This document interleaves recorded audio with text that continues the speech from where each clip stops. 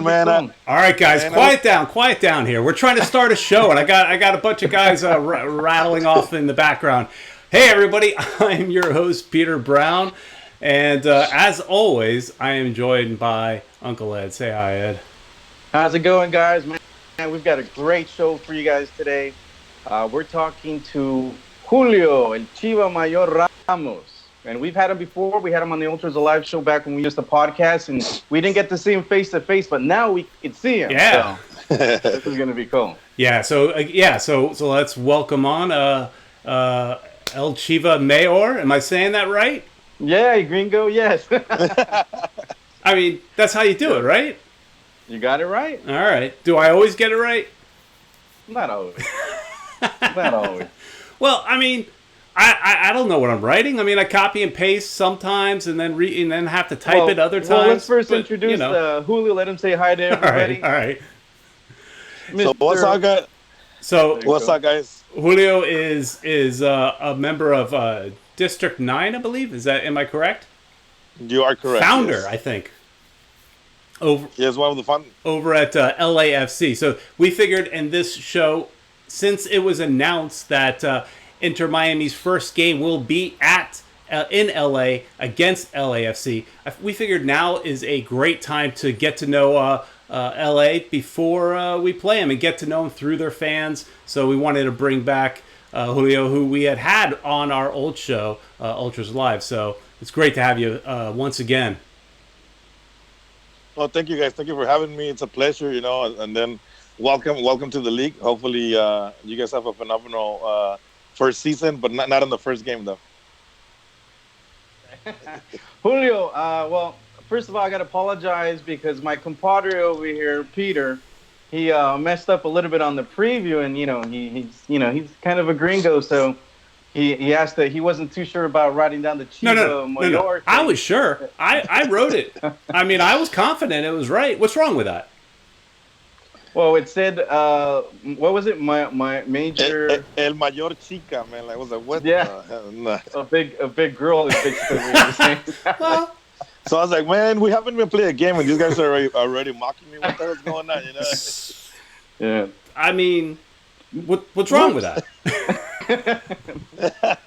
You're a hairy girl, Yeah.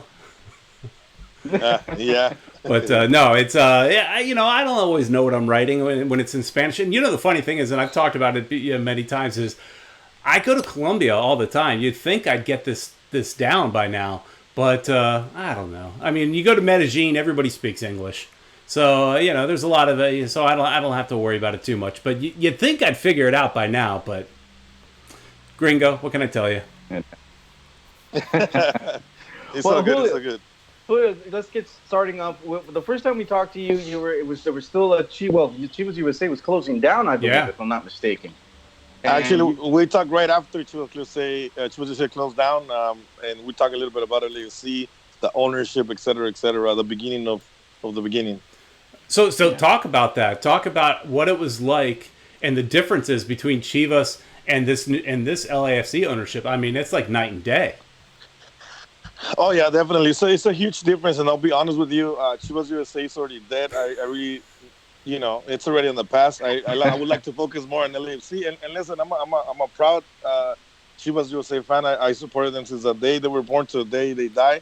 But right now, it's all about the LAFC, something that had to happen for something badass to happen. So I'm glad to be part of it, and I'm super proud of being part of Chivas USA also. That's cool. I mean, but talk about how LAFC has done things right. I know you may not want to compare too much, but just looking at what LAFC, they showed, I think, a lot of newcomers like Inter Miami, how it should be done coming into MLS.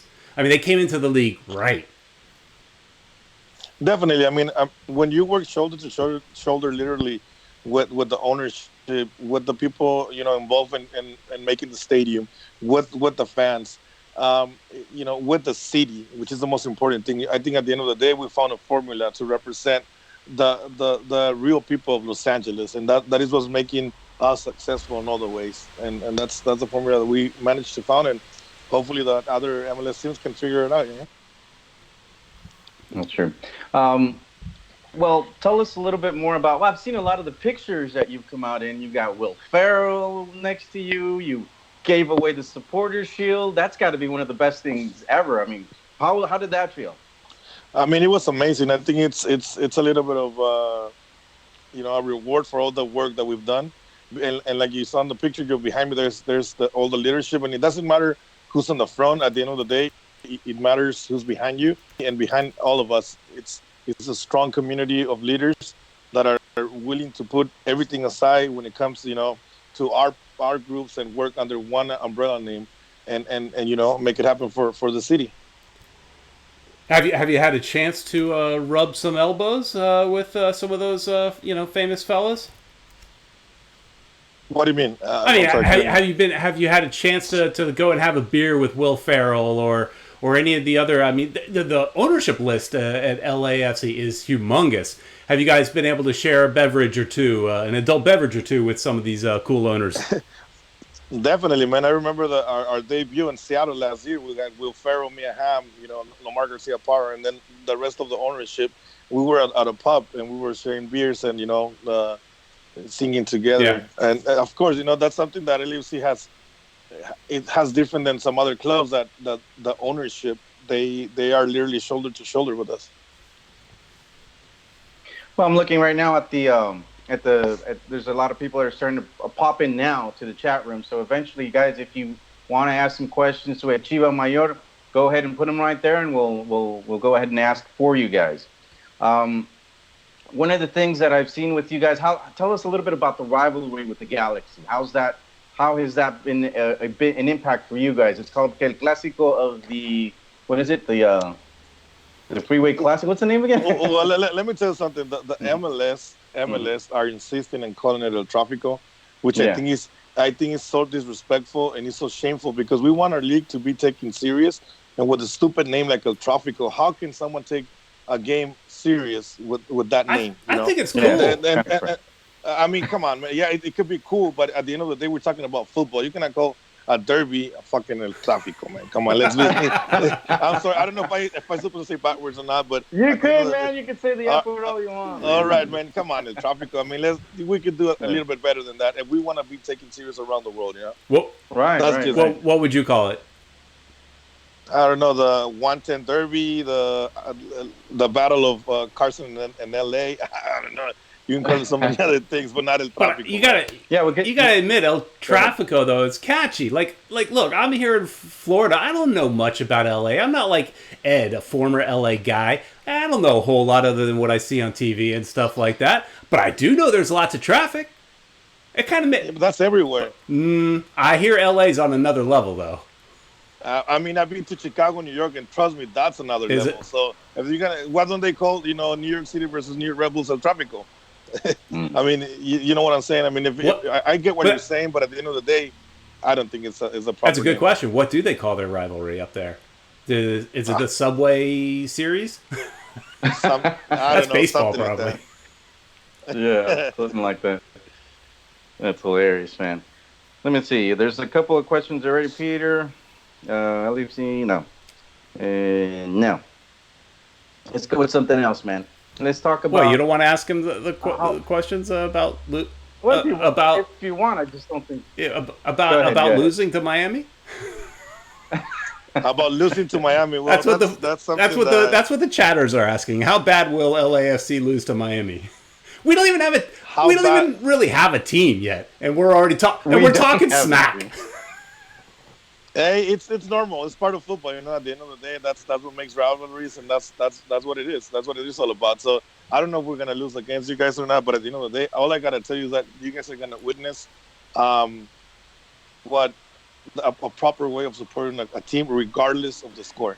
That's for sure. One thing I got to say is, welcome to the league, Miami, because they didn't give us an easy game for sure. I would have preferred maybe a game against Cincinnati, get a game or two under our belts, play Orlando, get a few wins, because we hope to be a good team, right? And then go against, the league's best. I mean, welcome to the league, Miami. Go visit LA. Well, yeah, welcome to the league. It's going to be tough, man. I don't know how we're going to how it's going to be. But we still haven't announced our DPs yet. Well, one of them they did. It's a young guy, but hopefully we'll get some strong forwards because they've concentrated a lot on the defense, which is important.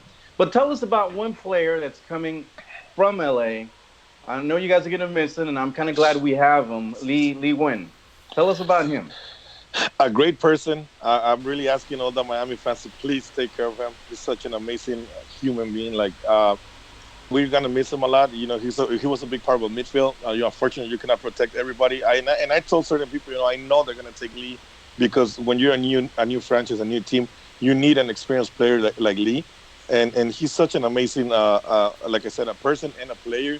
We're gonna miss him a lot, but at the end of the day, you guys need him too. So this is just football. Yeah, that was definitely a good pickup. Right when I saw that he was available, I was hoping we'd pick him up. I was hoping for Lee Wen and also a good goalkeeper, which we didn't get a good goalkeeper in that draft, but we ended up picking up a good goalkeeper in Robles.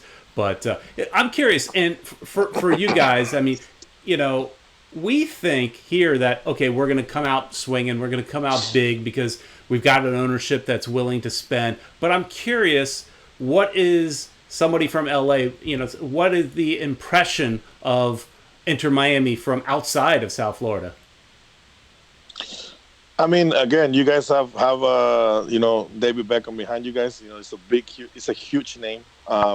And then I can tell you that I've seen the supporters working around. I gotta give a big shout out to Vice City. Chris. I met with him. He came to the Bank of California. Him and one of his buddies, and they were doing a tremendous job. And like I always tell you guys, Ed, I told you guys have to work together to make it happen. And the way we see it is like I know that we're gonna see. I'm hoping to see a badass supporter group because at the end of the day, that's what makes a club. If you have a club with no soul, then it's not going to be successful at all. And I do believe that you guys are getting a great start, and hopefully you guys can continue to build it stronger and have an amazing supporter group. Follow up to that is, you talk about supporters, and I know you're really strong in the supporters culture in LA, and I know that there's a few different supporters clubs in LA supporting LAFC. How have you guys worked together? How have you found, because sometimes supporters clubs can be competitive. You've got different foundations and different things you stand for and all that. So how has it been? Has it been easy? Has it been difficult working together with all the other supporters clubs? It hasn't been easy at all, but I will tell you that it has been worth it. Of course, we have different leaderships, you have different styles, you have different mentalities. But at the end of the day, I think that when we have the same goal, which is support 90 plus no matter what, and we're here for the club regardless of the score, everything, falls in place. It hasn't been easy, I'll tell you. We had, crazy meetings, stuff that happens, behind the doors. But at the end of the day, everything, all of it has been worth it because at the end of the day, we represent Los Angeles. Okay. Well, let's. One of the questions Eric Thomas is asking, Diego Rossi. Do you think he's going to be sold before opening day? Man, I hope not. We need him. He's a spectacular player. We're playing country champions, and we need to have a stronger squad than last year. So I hope they don't. But if they do, I'm pretty sure John Torrington is going to be working on a big name to bring. And again, Diego Rossi, Brian Rodriguez, they're youngsters, man, that not a lot of people knew about them. But when they came to the league, they've been showing how good they are. And that's one thing I like about MLS nowadays, that they're bringing young, talented players that they pay good money for them, but they know they're going to get good money for them when they send them to Europe. I heard everything you said, but all I could do really is appreciate how you say Rossi. Say that again. I mean, Diego. Say it again. I mean, it sounds so nice when you rotate your R's. That sounds good, man. Diego Rossi. Man, listen to that, guys. That sounds good, man. I wish I could do Diego Rossi. I mean, I'd say man, you guys, the way you roll your R's, it sounds good, man. It's a natural thing for the Latinos. But yeah. No, they're definitely. Inter Miami is also doing the same thing. They've contracted a lot of young players, of Argentinians. Man, they've got a couple of real, young guys that are actually have played for the under 23 of Argentina. So they're really good, and we're excited because we think that that's probably the right formula as well. But I think we do need some Coach? veteran players, and we need a coach. I mean, what? LA, how long did it take you guys to get a coach when you guys started? minutes. That was like quick, I think, wasn't it? It wasn't that quick. I mean, No. we kind of knew who we wanted, and I tell you that because we had. When I say we, I'm talking about the leadership and the ownership and all of that. I mean, come on, Bob. How can you go wrong with Bob Bradley? But Right. it took a little bit of time and the right time. One thing I love about the creation of LAFC is that we took small steps, but they were strong steps. Every single step they took was strong. They didn't rush anything. Everything came right on time where we needed, and the coach was a big part of it. Yeah, I mean, Bob Riley, you can't do much better than that. How has he been with the supporters? Have you guys been able to create a connection with Bob? Definitely, Bob it's an amazing person. Not just with Bob, Ante Rasa, Mike Sorber, and the rest of the guys, and the coaching staff. Every time we go to the training facility, they treat us like royalty, and they know what we bring to the table and what we represent for the club. So we're all connected. We're all together, man. It's definitely an amazing person. All right. Uh-oh. Ed's image just freaked out. Go ahead and ask something while I fix your image there, Ed. Yeah, yeah. I was. Let's look at some more. People are talking. They're asking about, for example, Rodolfo Salaya. Are you disappointed with him? Definitely, man. I think Fito Zelaya had the opportunity of his life. Coming to a club that it's a shiny club, that is a club that is definitely turning heads around the world, around the football world. And he came in, and he was never able to be fit. He was never able to make Bob Bradley happy or the coaching staff happy, for them to put him to play. They give him chances. He didn't take him. I don't know if he's gonna stay or not, but I'm definitely disappointed at Fito Zelaya. All right, talk about some of the any other players that have you're hoping to get. I mean, how do you think the roster's going to shape up in the next coming months? Do you expect them to make another big signing, or what are your thoughts? I'm hoping. At the end of the day, there's always rules around what you can bring or not. But I'm very confident with what John Thornton and Bob Bradley have been doing on creating a strong squad. And I know they're gonna bring some defenders and probably another forward. I mean, at the end of the day, whatever they bring, we have faith that they're doing the right thing. All right. Good stuff. What do you guys do? One of the things I'm curious about is, like, what do you guys do for your tailgates? Do you guys, first of all, tailgate? Do you go to bars? Because I know, like, for example, in Seattle, they hit the bars first and then they walk down. What's the environment at the tailgate for you guys? It's amazing. We all have our it's called the Christmas tree lane. It's like a little park next to the stadium. And we barbecue. We have live music. We do drum circles, and we just enjoy the day, like 3-4 hours before the match, Wow, if not more. That's good. 'Cause we're still building our stadium, so we don't know.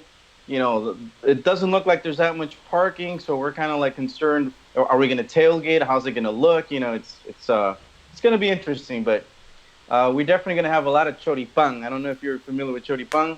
I've tried choripan. Hell yeah, of course I know what choripan is, man. I love it.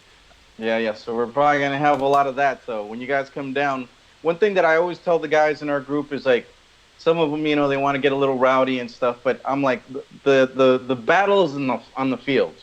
It's not in the stands. So hopefully, that rubs off, and then that'll be the case. Let me correct you, okay? Mm-hmm. The battle is on the field and on the stands, but that's just for 90 minutes while the teams are playing. After that, we should be able to share, drink a beer together, shake No. hands. There's a lot of people that don't get it. There's a lot of people that say, oh fuck that, I don't want to be friends with no other fans from other clubs. But at the end of the day, football is more than just a sport. It's a religion, it's a culture. And what better way to spend a day than with a fellow supporter from a different state that travels for so many miles to come in Right. and represent and support his team with something that we do all the time. So to me, it's like we hate each other, or this is the way I say it: fuck you for 90 minutes, and then after that, before that, and after that, we're good. We're friends, and Awesome. I'm just being legit. Yeah, that's true. That's true. I don't like that. I'm gonna save that screenshot for later. Ed's basically just asking for you to be nice to us when we go. He's like, please be nice. I want to eat some of their tailgate food, man. So I don't want them to poison it. Or something. Let me tell you, at the end of the day, respect is earned, not given. If you respect us, if you respect what we do, if you don't come to our tailgate area, being all disrespectful and everything, everybody's gonna respect you. But if you want to show up with your cojones on the front and trying to be, a hooligan, Right. and trust me, you're gonna be taken care of. So at the end of the day, it's all about respect. You respect our turf, we respect you. Gotcha. Hey, we got some sounds questions in the chat here. Eric Thomas, one of our big time viewers, he wants to know, talking about the LA Galaxy, anything we should know as we play them in our first home match, but also how is it, with your rivalry with LA? I'm curious, does it feel manufactured? Does it feel natural? And any tips for Inter Miami on how to kind of just create that rivalry? Well, let me tell you something. First of all, they're not Los Angeles Galaxy, they're Carson Galaxy. That's one. Number two, does the rivalry feel fake? That's what they were trying to sell, like, oh yeah, and I'm talking about their fans, their supporters. Oh, we're gonna let San Jose and LAFC, fight for who the rival is. But the truth of the matter is that on the first game ever that we play against them, we brought in more than 1,000 people when they only sold us 150 tickets. We took over the stadium. We, the new team, showed them how to support a club. They are the club that has the most successful club in the MLS. You can deny that, the most cups. But when it comes to supporter culture, they are weak. We came to the stadium, we owned it, and we even owned them on the field. Unfortunately, the gods of football, give them the opportunity to come back from a 3-0 and win 4-3. Can you imagine if they would have lost on the stands and lost on the field? They'd probably go nuts and quit football. Yeah, But yeah. And rivalry was born there. Rivalry, this is a real rivalry. Every single time, they talk about us, they talk about us with hate, and when we talk about them, we talk about them with hate. And it's the beauty of football. At the end of the day, you want to have you want to have those derbies that are not created by the league, but are created by the fans. And I think that's what we have here in the Los Angeles area. It's an amazing, when we play Carson, the atmosphere in both stadiums, it's unbelievable, and I know it's only gonna get better. Yeah, with you guys, sure. so who's your rival? Who be your I mean, rival? it makes sense. Orlando's shitty. Orlando's shitty. Orlando It makes City. sense for it to be Orlando, but you never know. There's that whole thing: is it going to be Orlando, or is it going to be maybe Atlanta? Because we're hoping to be good, right? So, and Orlando has been crap for the beginning. So I actually was talking to an Atlanta guy, and he said Orlando is their rival, but it's no fun because they just beat them all the time. And so they want a rival that they can actually compete against. That actually makes for an interesting game. And hopefully Miami is that. So you never know. I guess at the end you want it to be natural and not manufactured. So I guess all I gotta say is, like, Atlanta, they have to stop being cocky. I mean, it's like if they've been in the league for 10 years, they barely started. Yeah. So give it some time. Rivalries take time. Sure. Not all of them are right there like from day one. But at the end of the day, I think that you guys in Orlando, you guys can create something beautiful out of this. But that's up to you. That's up to the fans. Yeah. Listen, if you guys don't make a big deal out of it, then nobody will. It's just that simple. Well, I think the good thing about playing Orlando is that we're going to at least help them fill up their stadium. So I think that's going to be a good thing. Plus, they're a Mickey Mouse club right now. Ed, I keep telling you that's not an insult. Mickey Mouse is a very successful brand.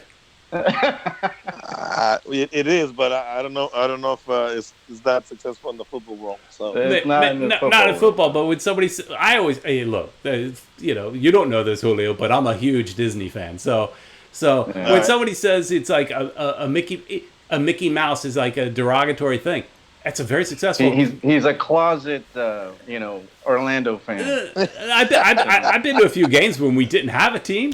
But and I may own a hat or so, but not anymore. We got a team now. But Mickey Mouse is a strong organization. I was just there last weekend. And let me tell you something. It's so funny that you mentioned that they used to go to Orlando games when you guys didn't have a team. It's so funny because right here in LA we have not me, trust me, not me, but we have a lot of people that will go to Carson games and that right now are hardcore LAFC fans and they get crap for it. But at the end of the day, when you're a football lover and when the only product you have, is to go watch Carson, their boring games, then that's what you do. Not me in particular, but there is a lot of people out there that will go to the Carson games. And when LAFC was born, they're black and gold. That's true. But now they don't even have Zlatan. So, you guys, that's the only reason why they beat you guys last time, I think. If without him, their LA Galaxy is useless, I think. Well, last time we beat them 5-3, and then before that we tied 3-3. Yeah. And but it's not. I mean, come on, this is Latin. But LA Galaxy or Carson Galaxy is going to. Thank you. Yeah, you're welcome. You're welcome. Just for you. Now Julio. you're going to start calling him Carson Galaxy. I actually like that. But you figured they're going to replace Zlatan with somebody strong. Definitely, they have to. Again, they're the most successful team in the league. They are the oldest, one of the oldest, or the former, the teams that started the league. So they have to bring a big name, because otherwise, that's the only way they have been successful in this league, by bringing big names, So that's what we're all expecting, for them to bring a superstar player. And trust me, if you call him Carson and if you do a tifo about welcome Carson to Miami, they're gonna go crazy. Oh, well, thanks for the idea. That is great. Just throwing it out there. And that actually leads into a question we have from Andres Hoyas, who's asking basically, how are you going to welcome us into the league? Any you guys thinking of a Miami tifo maybe? Listen, I cannot talk about that. They're planning already. But you guys are you guys are gonna love it. I'm sure it'll be very respectful. Always. Don't forget, it's just out the. I get it. Another question from our chat is that assuming that you've traveled to a few different MLS cities, what is your favorite MLS away game to go to, and then what is your least favorite? I'm guessing least favorite's Carson. No, that's one of my favorites. I enjoy seeing their faces. Like, what the hell? What does these guys? What do these guys do? But no, my favorite place to go, I'll be honest with you, is Portland. I love going to Portland. I think the atmosphere that we bring to Portland and that they have in Portland, it's spectacular. Yeah. I can tell you that every single stadium that I've been through, I love, because at the end of the day, it doesn't matter what you go or what stadium you visit, as long as you're supporting your team. That's the important thing. So to me, any stadium, it's all right. I don't have a stadium that I say, I don't want to go there. As long as my team plays there, I don't give a crap what stadium. And wins, yeah. And wins, even if they don't win, at the end of the day, away days are the best days, regardless of the Sounds sport. like what you're saying basically is, even if it's a crappy city and a crappy stadium, we make it better because we're there. That's right. We make the part for them. It's a fact, Listen, last year we traveled to New York. It was like 150, about 200. And and the impact that we brought to New York, to the point that they wanted to work together like the way we do, because they were shocked by what we do in the stands. And trust me, we were 80% of us hangover and with no drum. It makes it more difficult, Oh, yeah. So when you go away, you can't take your drums? It all depends. Yankee Stadium, they have their own rules. They don't follow the MLS protocols. But most of the stadiums, you are able to bring one drum at least, but not to New York, apparently. Wow. Okay. Well, that's interesting to find out, because we got to plan our trip, and if we can't take our drum, But that's another question I'm going to talk to you about. What's the LAFC, the ambiance? Is it more European? I imagine it's more Latin. It's more of South. Is it more South American? Is it more Mexican? What's the different? What do you think is what makes you guys unique? Well, that's the beauty of it. We represent the city of Los Angeles. The city of Los Angeles represents the world. So that's what we do in the stands. In the stands, we have a little bit of everything. It's so funny because on a drum line, we have people from hinchadas that play the drum that never study music in their life, but they know how to play the murga, the repenique. I've seen you play the murga. That's my favorite instrument. And I'm then, not that coordinated, man. I one or the other. and then we have the group of people that are actually took classes for professional musicians that come and they put a little bit of input on what we do on the drums. And then we have the Aztec drums, you know.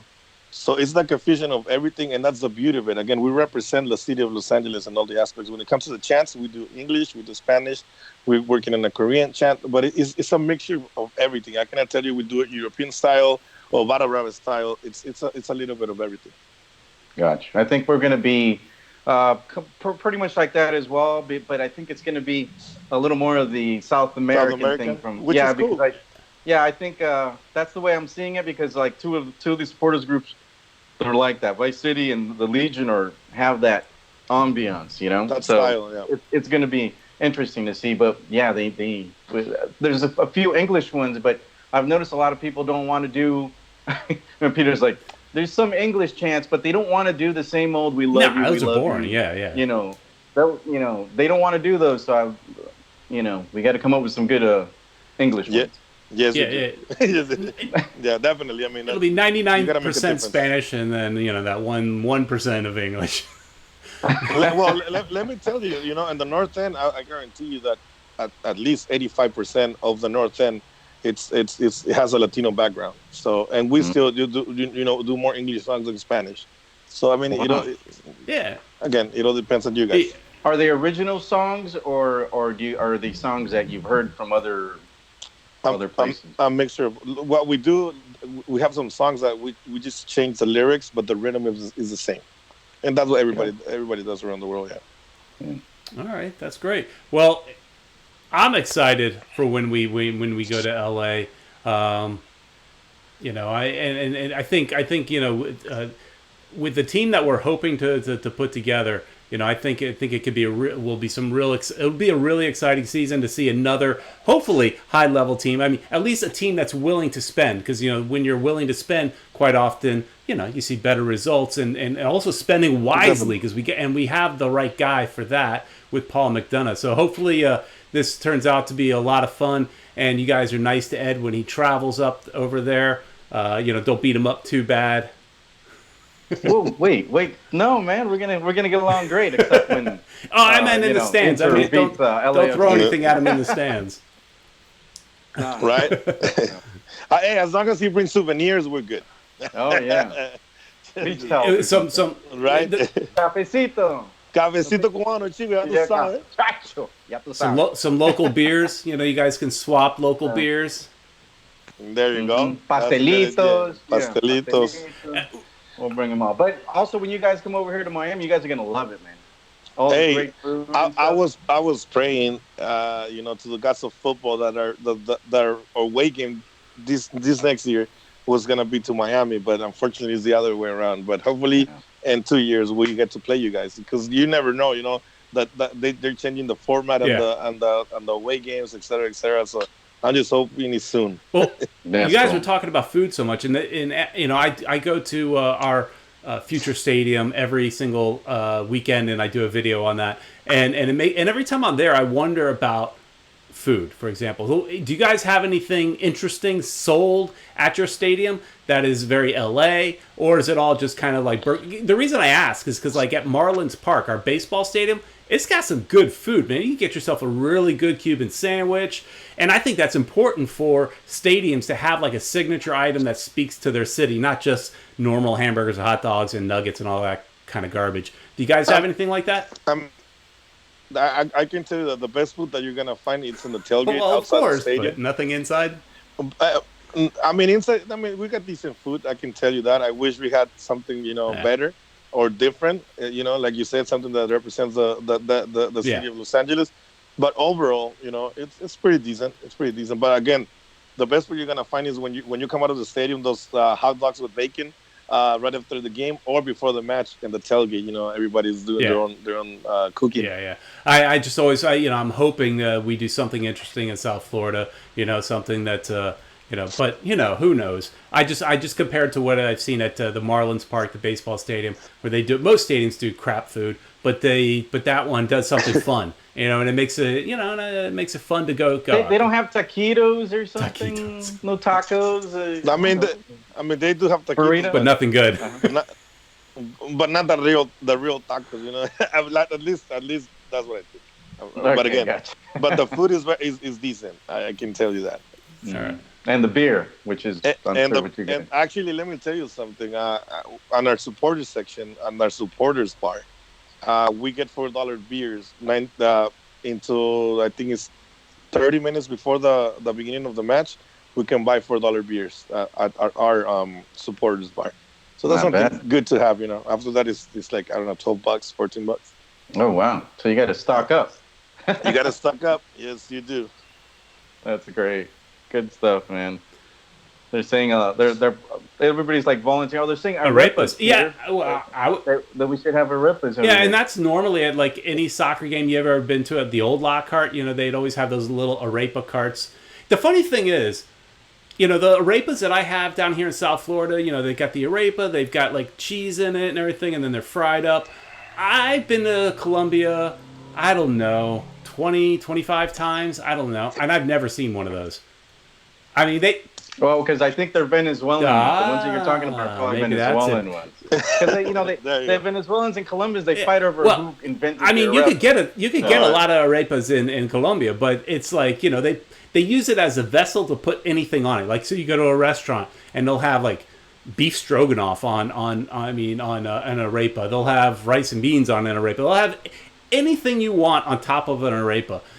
But especially at this place called J&C Delicious. It doesn't even sound Colombian, but it's in Medellin. Yeah. Well, Peter, this is becoming a food. The food network. I could do a food blog. I could do a food blog. I'm down with that.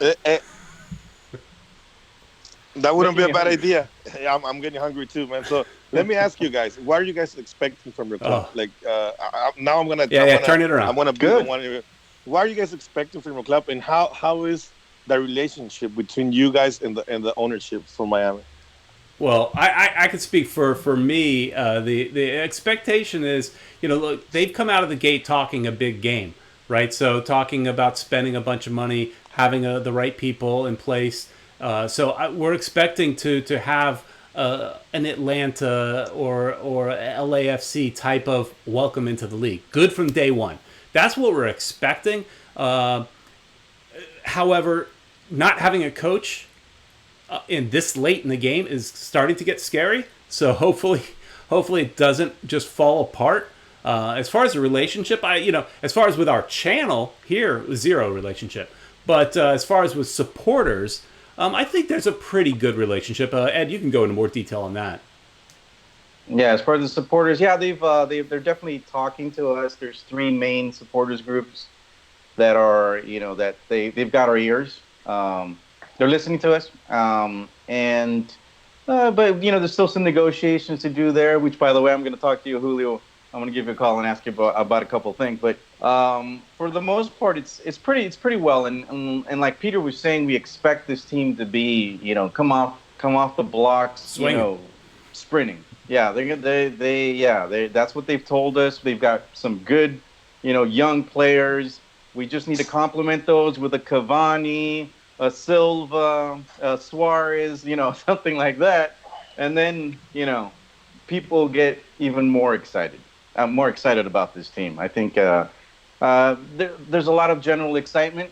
There's a couple things that Peter and I have said that, oh, man, they should advertise more. Why don't we see a big picture of Beckham in downtown Miami or by the stadium? This is going to be, David Beckham's house or something. I don't even care if they, they I don't care if they use Beckham as the branding. They just need to do some kind of branding. And that's, one of our last week's show, which was really well viewed show about, that was last week, right, Ed? Where we were voicing our concerns. A lot of people watched that video, and so that means they shared their concern. They have some concerns too.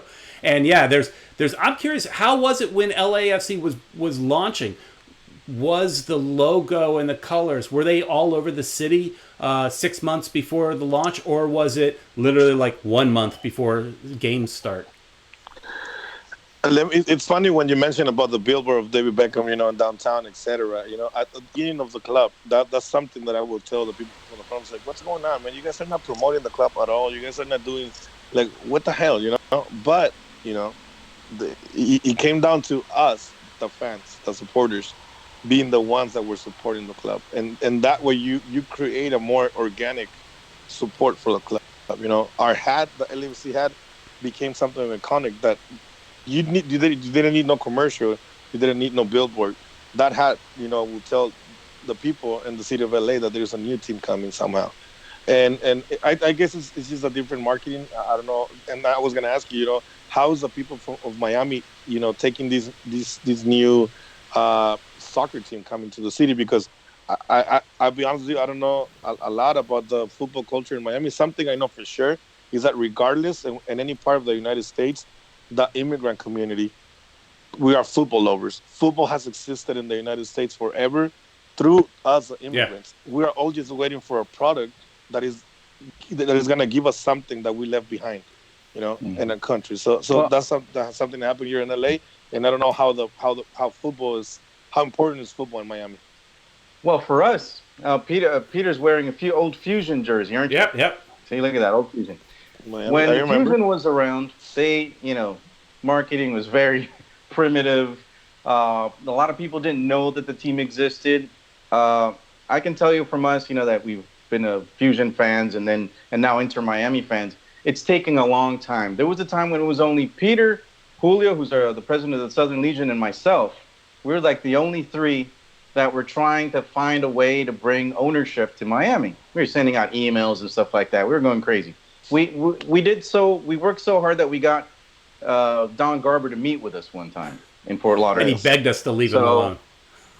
Because we were sending him tons of emails or whatever. But after a while, people kind of like, it's never going to happen. It's never going to happen. So that's when it was just basically Peter, Julio, and myself that we're just, nobody was there. And then we'd do like MLS finals and, we'd give stuff away. Fernando Fiore, who you probably know, Presidente, he lives in Miami, so he was always, supporting us and, helping us do giveaways. He'd even volunteer to be the MC so people would show up.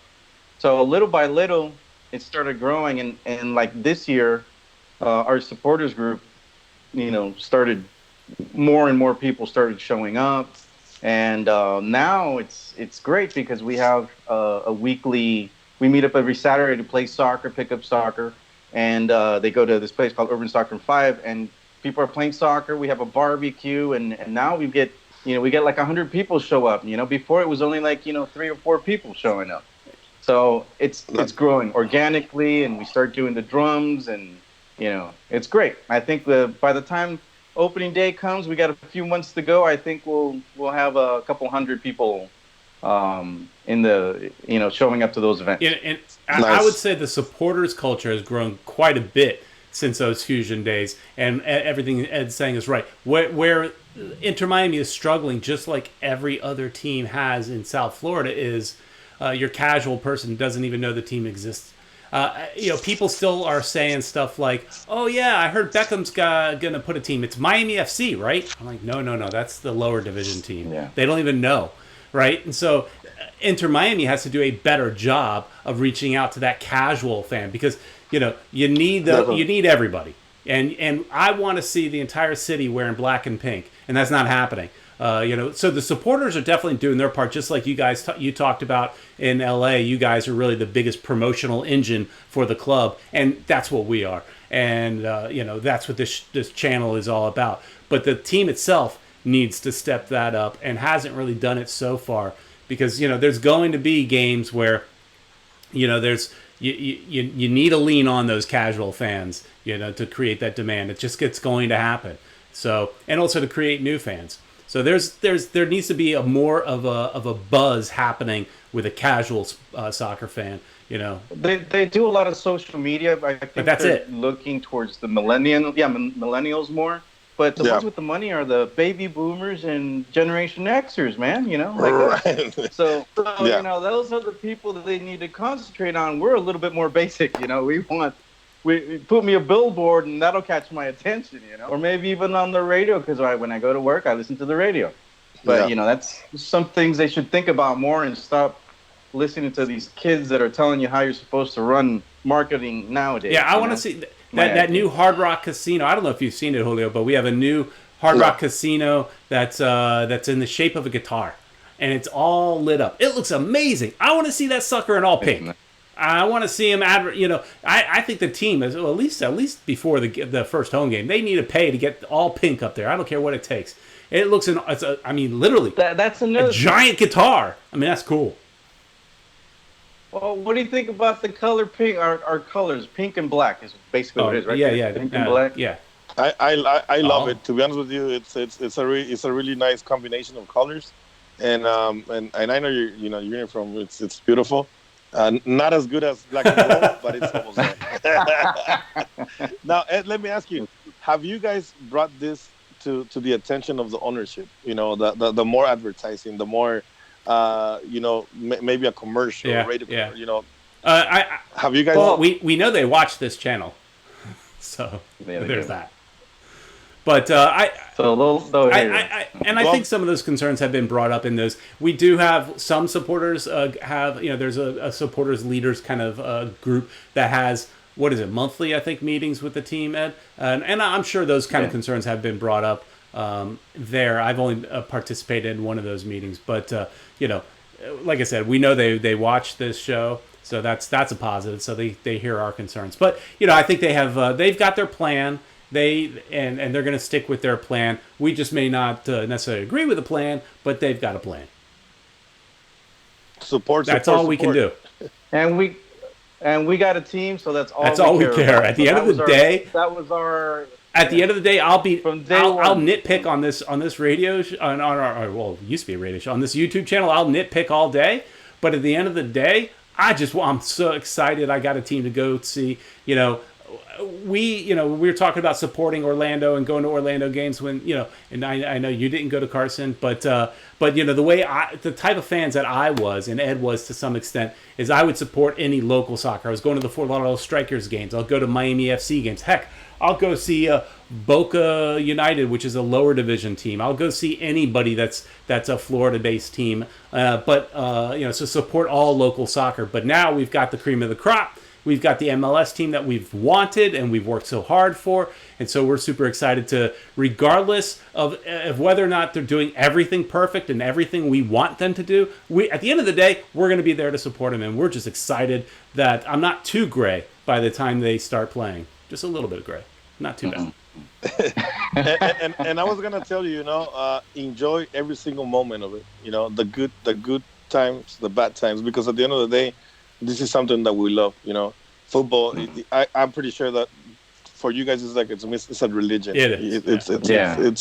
It's something that it's indescribable. Only crazy people like us understand what we're talking about. Yeah. But enjoy every single moment. Don't let anything take away from the hard work that you guys have done to have a professional franchise in Miami.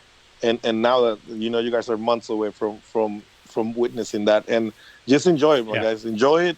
I know there's going to be bad days and there's going to be good days, but at the end of the day, if you guys enjoy it and if you guys open your mind to working together with more people, open your mind to different things and understanding that football is for everybody and that football, there's many different ways of being a fanatic of football. There's the guys that are like to be sitting down. They don't care about singing or chanting. They just want to watch the game and they're not less fans than you. And there's the guys like us or like me, El relajo. That we go crazy for El Carnaval for 90 minutes plus, and just understand all of that, and I guarantee you that you guys are going to be a very successful franchise in the MLS, and I'm hoping for you guys to bring the supporter culture to another level and continue growing that, because I hate it when I hear around the world, MLS, the people in US, they're a joke. They have no passion for football. They don't understand the culture. You know what? You guys don't know what you guys have no clue what you're talking about, because here in the United States, like I said, there's a lot of people, a lot of immigrants that football is our passion, is our religion, and that we cherish every single game, and that we love everything that we do on the stands, and we have passion. We don't get paid for shit Right. like that. Man, I couldn't have said it better. People are falling in love with you right now based off of that statement. That was amazing. I don't think we could do any better than that. I think at this point, let's just call it a night. I got to go find my family and have dinner with them. We already did this way later than I expected as far as but you were such a great guest, Julio, that I had to go. But I told Ed before, I was like, I can only really do 30 minutes because I got to go have dinner with my family. But you were such an awesome guest that we appreciate so much that I had to extend the length of the show just because and if I had cut it earlier, we wouldn't have gotten that speech at the end. That was beautiful. That's good. That was good. Yeah. So hey, tell everybody how they can follow your supporters club and how, if anybody that's watching this in LA, how they could join what you guys are doing. Yeah, very simple. District 9 Ultras. So at District 9 Ultras and Twitter, Instagram, Facebook. And then I also have a podcast called Somos LFC Podcast en Español. You can follow me at El Chiva Mayor and Twitter, Facebook, and Instagram. And again, people, football lovers, let's just enjoy the sport. Let's keep violence away from the stadium. It's not easy, but we can do it together. All right. Beautiful. All right. Thanks, everybody, for watching tonight. Thanks, everybody in the chat room. You guys are awesome in the chat. And please like and subscribe to this channel, like the video, all that stuff. And tomorrow morning, we will have a construction update. And then later in the week, we'll have an English news and hopefully a Spanish news as well. So we've got you covered for the week. Stay tuned on Futbol Miami TV. And thanks so much. And we will see you guys next week. Thanks, Chiva Mayor.